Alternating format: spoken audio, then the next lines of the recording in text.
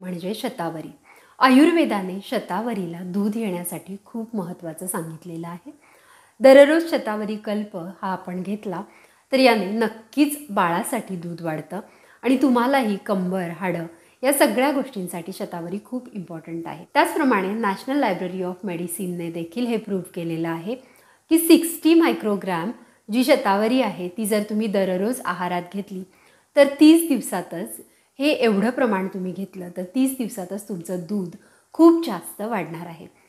आता 60 mg नाही घेतलं आणि खूप जास्त शतावरी घेतली तरी देखील याचा दुष्परिणाम होतो, कारण शतावरीमध्ये खूप साऱ्या कॅलरीज असतात. अगदी 100 ग्रॅम शतावरीमध्ये 20,000 कॅलरीज असतात. म्हणून कुठलीही गोष्ट अतिप्रमाणात घेऊ नये, कारण जास्त शतावरीने तुमचं वजन वाढू शकतं. म्हणूनच जे प्रॉडक्ट किंवा ज्या गोळ्या ज्या मी घेतल्या होत्या 100% आयुर्वेदिक आहेत.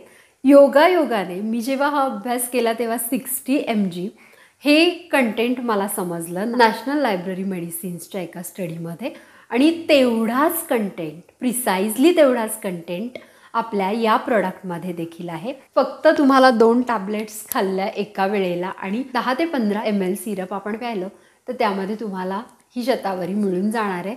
त्यामुळे शतावरी पावडर दुधामध्ये घेणं आवडत नसेल तर तुम्ही या टॅबलेट ज्या 100% आयुर्वेदिक आहे त्या खाऊ शकता.